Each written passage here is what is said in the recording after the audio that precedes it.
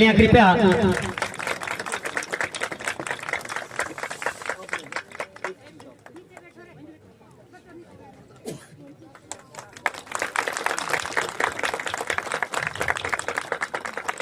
जी यहाँ है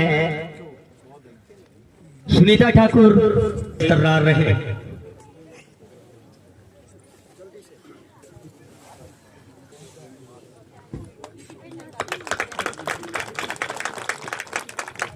स्वागत आप सभी महान विभूतियों का श्री जागू भाट महाराज की इस धरा पर, इस प्रांगण में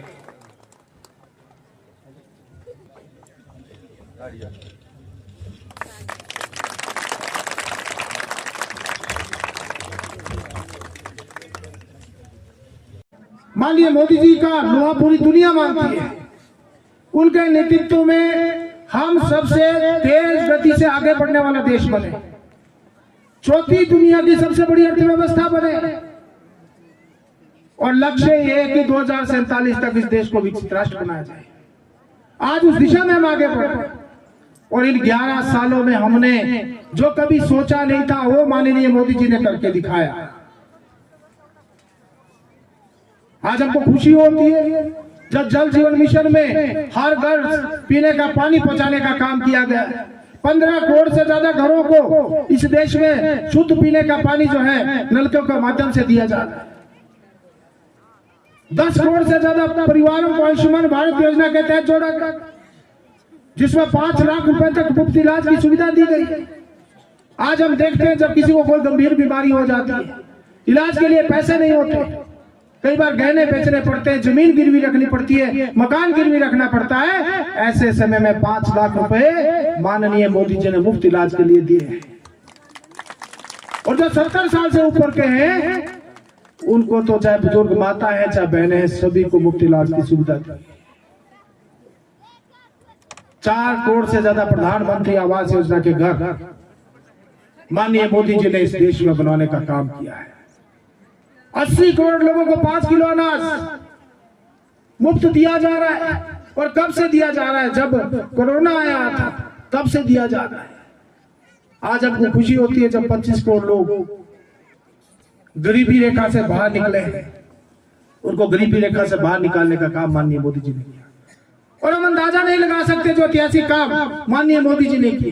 क्या कोई सोच सकता था कि अयोध्या में राम मंदिर बनेगा? हम सब के आस्था के प्रतीक श्री रामचंद्र जी, उनका भव्य मंदिर, उनकी प्राण प्रतिष्ठा का 1 वर्ष पूरे होने को अयोध्या में एक भव्य राम मंदिर का निर्माण करना, मैं समझता हूं हम सब के लिए, हिंदुओं के लिए तो बहुत बड़ा कार्य माननीय मोदी जी ने करके दिया। अगर आप अयोध्या गए होंगे तो आपने देखा होगा कितना भव्य मंदिर बना। इसी प्रकार से 3 तलाक को समाप्त कर दिया।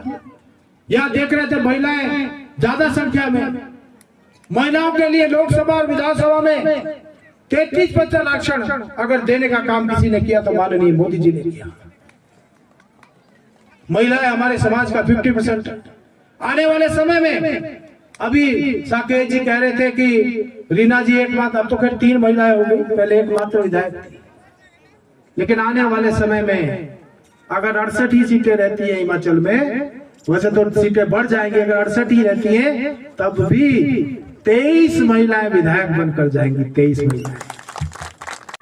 एक एसडीएम राजगढ़ में बैठता है तो दूसरा एसडीएम सराह में बैठता है, और दोनों एसडीएम इंडिपेंडेंटली काम करते हैं। ना हमारे साथ रेणुका वाले हैं, ना हमारे साथ नान वाले हैं, ना कोई दूसरे विधानसभा क्षेत्र के लोग। 2 ब्लॉक हमारे पास है, एक ब्लॉक सराह में, एक ब्लॉक राजगढ़ में है। 2 डिवीजन, क्योंकि पहले एक ही डिवीजन होता था, पीडब्ल्यूडी का राजगढ़ में होता था, दूसरा सराह में हमने खुलवाया। आज 2 पीडब्ल्यूडी के डिवीजन है। 2 जगह हमारे बीएमओ का कार्यालय है। पहले सराह में केवल बीएमओ का कार्यालय होता था, हमने राजगढ़ में भी बीएमओ का कार्यालय खुला है। 100 बेडेड हॉस्पिटल, जिसको इन्होंने डीनोटिफाई अभी कर दिया, राजगढ़ को भी 100 बेडेड और सराह को भी 100 बेडेड किया था। पीडब्ल्यूडी हमने इलेक्ट्रिसिटी के भी 2 डिवीजन कर दिए थे। राजगढ़ का डिवीजन पहले था, सराह में भी इलेक्ट्रिसिटी का डिवीजन खोला था। अर्थात हर चीज 2 इस विधानसभा क्षेत्र में है। आज इस विधानसभा क्षेत्र में 3 कॉलेज चल रहे हैं। सिरमौर के किसानों की ओर से माननीय प्रोफेसर प्रेम कुमार धूमल जी का सबने बुजुर्ग होना, आज चाहे वो राजा वीरभद्र सिंह जी थे, चाहे प्रेम कुमार धूमल जी है, आज सबने बुजुर्ग होना है। आज उनके एहसान हम पर है। और आज मुझे खुशी इस बात की है कि यहाँ पर श्यामलाल जमीन जिगास में लगभग 1300 बीघे श्यामलाल जमीन थी और जो वापिस मिली। अगर 1 बीघा की कीमत आजकल कपिल जी कितनी है? 10 लाख से ऊपर 1 बीघा की कीमत यहाँ पर है। ये तो बोल रहे ना मेरे को जरा थोड़ा सा सस्ता करके। यहाँ तो शेरजगास में जिस दिन हेलीपैड ये क्या कहते हैं टूरिज्म का बनेगा, पैराग्लाइडिंग का बनेगा, एक बिस्वा की कीमत 10 लाख रुपए होगी। ये अरबों और खरबों रुपए की जमीन जो वापस दी है, ये भारतीय जनता पार्टी की माननीय प्रोफेसर प्रेम कुमार धूमल की, हमारी और आपकी सुरेश जी और रीना जी की सरकार ने दी है। इसलिए हमें एहसान फरामोश नहीं होगा। और आज मैं कहना चाहता हूं कि स्वर्गीय देश के जिसको कहते हैं कि ऐसे नेता सदियों बाद पैदा होते हैं जैसे आदमी अटल बिहारी वाजपेयी जी रहे।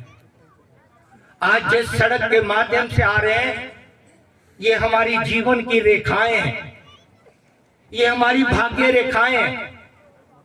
इन भाग्य रेखाओं को और गाढ़ा करने के लिए माननीय अटल जी ने एक प्रधानमंत्री ग्रामीण सड़क योजना की शुरुआत की और प्रदेश के और देश के एक एक गांव से को सड़क से जोड़ने का जो भगीरथ प्रयास किया है, वो माननीय अटल बिहारी वाजपेयी जी के प्रयासों से हुआ है। और हिमाचल प्रदेश में माननीय प्रोफेसर प्रेम कुमार धूमल जी के प्रयासों से हुआ है। मैं मंच से अपने आप क्रेडिट लूं या मंच से कोई और आदमी किसी पछात के हर एक जगह जो कि बहुत खूबसूरत जगह हो, वो जगह हमारी विकसित हो। चाहे वो हम सेचगास की बात करें, चाहे वो हब्बन की बात करें, चाहे वो रासू मांदर की बात करें, चाहे वो पचौता क्षेत्र की बात करें, चाहे वो हम सराहा की बात करें, चाहे नारक की बात करें। हमारे पास बहुत खूबसूरत ऐसे एरिया है जिसको हमें डेवलप करना है। आज आदरणीय ठाकुर साहब जैसे अभी कह रहे थे, बहुत सुंदर बात उन्होंने कही कि बाहर से हमारे लोग आते हैं और थोड़ी थोड़ी जो भूमि है हमने लोकल लोगों ने वो बेच दी। अभी आपको मालूम ही नहीं कि आपके पास क्या चीज है, क्या हीरा है, क्या सोना है। आने वाले समय में जब आपका ये क्षेत्र विकसित होगा ना जी, अगर छोटे छोटे स्टॉल हम लगाएंगे, छोटे छोटे, आप उस समय आपको अनुभव होगा कि ये अगर हमने जमीनें अगर हमने दूसरों को बेची तो उसका हमारे को कितना बड़ा लॉस हुआ है। क्योंकि मुझसे भी कई लोग बात करते हैं कि विधायक जी आपके वहां पे कोई जमीन तो नहीं, आपके आपके सेचगास वाली उन्हें मालूम है कि आने वाले समय में ये क्षेत्र हमारा डेवलप होने वाला है। पैराग्लाइडिंग का ये बहुत ही खूबसूरत ये यहाँ पर जो देखने को मिलेगा, आने वाले समय में डेवलप होगा। ये बाहर के लोगों को मालूम है, पर कहीं ना कहीं जो अपने लोग हैं, हम उस चीज को समझना पड़ेगा।